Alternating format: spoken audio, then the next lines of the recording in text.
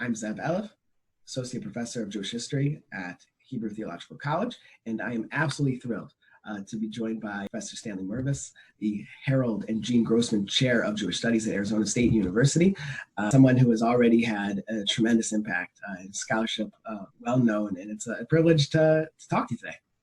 Thank you very much. I'm really happy to be here. So you're on the What's New segment of Colonial Judaism. It's striking that we've just lost, the scholarly community lost Bernard Bailyn a little while ago, who was really the first, or the father, so to speak, of moving us to think about America as part of the Atlantic region. And while your scholarship doesn't deal directly with Bailyn, certainly it's a credit to him and his influence on so many scholars that we are widening the scope of American Jewish history, American Jewish life. Yeah, absolutely. That's a great place to start. He was instrumental in identifying the origins of an Atlantic studies model, especially emerging after World War II and the push towards NATO, helped us to rethink history from a lens of the present moment, that being the 1950s and the immediate post-war period, as also having these Atlantic connections and exchanges, right? That history doesn't happen in isolation, but rather this regional history that transcends nation-state borders, that's focused on hybridity rather than localization, how people and cultures blend as a result of the confluence of these four continents, Africa and South America and North America and Europe, in this region of the Atlantic. And that's what Atlantic studies really got us, is a much more transcendent view of exchange. So one of the most important contributions, for example, is not just looking at American Revolution or Haitian Revolution or French Revolution, but rather an age of revolutions. And that's something that the Atlantic really helps us to do. Right. In an earlier iteration of study and research into Jewish colonial life, particularly in the United States, that was really where the field began. If you think about it, in the early 20th century, moving on to the dean of the field, so to speak, Jacob Rader Marcus, who was excavating the sources and was very, very American. And so the last 15 or 20 years, we've seen a return back of serious scholars, very, very engaged in colonial life and borrowing from that Atlantic framework, in a certain sense, challenging a previous model, but also broadening it as well.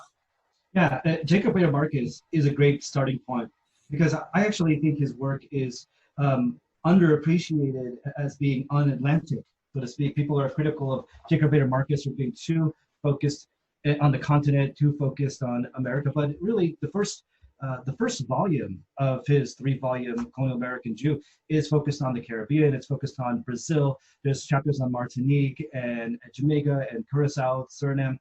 So that isn't exhaustively Atlantic. So doesn't really take into account the Portuguese diaspora in Western Europe, London and Holland and Converso communities and in southern France and in the Netherlands, but it was, in a sense, also looking just beyond the borders of North America. Right. Yeah. So what's happened in the last 15 or 20 years in research that has challenged certain paradigms and made us think differently or deeply into this period? Yeah, so there's been, this is a great time to be talking about this topic, because there's been some, especially now, this year, 2020, there's been some major contributions pushing the dialogue forward of, I can think of one in particular. Yeah, so in particular, Laura Liebman has a book about the art of the Jewish family that has a very transcendent pan-Atlantic view. Viva Benor has a book about Suriname, Jewish autonomy in a slave society that really is one of the most sophisticated treatments of an Atlantic perspective. So, but you're being modest. I was talking about one particular being you. Yeah, and also my book, the Jews of 18th century Jamaica, which uses last will and testaments to address a community that doesn't have existing communal sources. What type of questions are you and other colleagues asking that are different? So one thing is, what is the relationship between locality and diaspora? And so looking at channels in all of our books that are coming out recently, we try to explore the very difficult channels of exchange and entanglement in terms of communal authority. What's local? What is existing on an imperial level? What on a Jewish communal level, diasporic? So what's the authority of Amsterdam compared to the authority of Curacao compared to the authority of Jamaica, and what are these different levels of entanglement? So that's one question that we're all asking, right? Where does the local colony begin and the diaspora end, so to speak? And so in my work, I've looked at what's the confluence of a individual with a family, with a community, with a diaspora. How is Jamaica connected to New York, but also how is it connected to Bayonne in southern France? So using these very localized sources to bring about much bigger transatlantic. Right, and other people are using gravestones and material culture, and it's really epic. And when I work on the 19th or 20th century, I deal with the challenge of too many sources. Yeah, sure. Yeah, exactly. And we have very little to go on. Though communities like Suriname and Curacao have extensive communal records that have survived. So there's a lot to work with. But yeah, 18th century and late 17th century is. I've been working on the 20th century myself, kind of parenthetically, and it's a very different feel when you're working with sources like that. I'll say one other really important aspect that Atlanticists are looking at in connection to the Jewish experience is cultural hybridity. And hybridity is a really important word when you're talking about the Atlantic, how there's a cultural and ethnic exchange that's brought about by the Atlantic world and the transatlantic slave trade. And so that is looking at what's the role of people of color in Caribbean communities, and also compared to Western European communities and North American communities, and how does it create new kinds of cultural expression? So by situating New York, Charleston, Rhode Island into a larger Atlantic ecosystem, what does that teach us more about New York?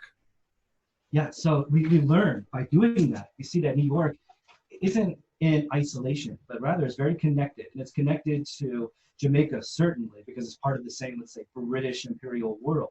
But it's just as connected to London, and it's connected to West Africa by virtue of the different kinds of trade that are happening. And you and I had a correspondence months ago questioning how did New York Jews retrieve etrogons, citrons, for the Sukkot holiday.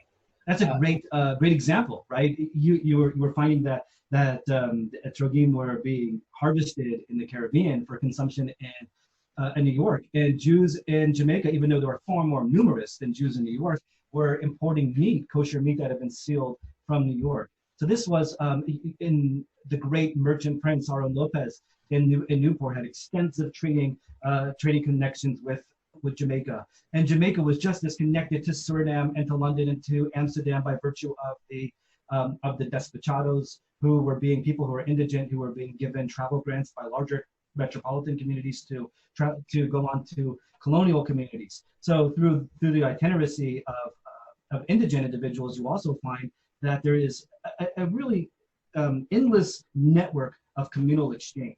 And it's entangled and it's complicated by culture, by language. Yes. We're not just talking about people moving from, let's say, Anglophonism, from London back to Philadelphia, but you have Spanish, you know better than I do, and the sharing of culture, of business, of economics, of religion, it becomes quite messy and nuanced. Yeah, absolutely. Where do you go? It's very different in the Dutch world than it is in the English world. There's different colonial infrastructure in place. How much communal autonomy Jews have, and this is something that Aviva Ben-Or does wonderfully in her new book, trying to disentangle those very difficult negotiations that take place over where does the communal authority of local Jews end and Jews in Amsterdam begin, or colonial authorities in Suriname or Curacao. So that's one level of entanglement. And then on a cultural level, there is one thing that considers the nature of Portuguese and Ashkenazi communities, where especially in the Dutch world, there's a very large Ashkenazi presence. And Portuguese is their ethnic identity, which is central to the identity, to the self-conception of communities throughout the Atlantic world. So you're talking about more than just Judaism as just a religious entity, but also as a deeply ethnic expression. Right, one that I'm sure shapes moving forward as as soon as you go from the 18th to the 20th, you make a passage through the 19th, and you see that it's a formative period.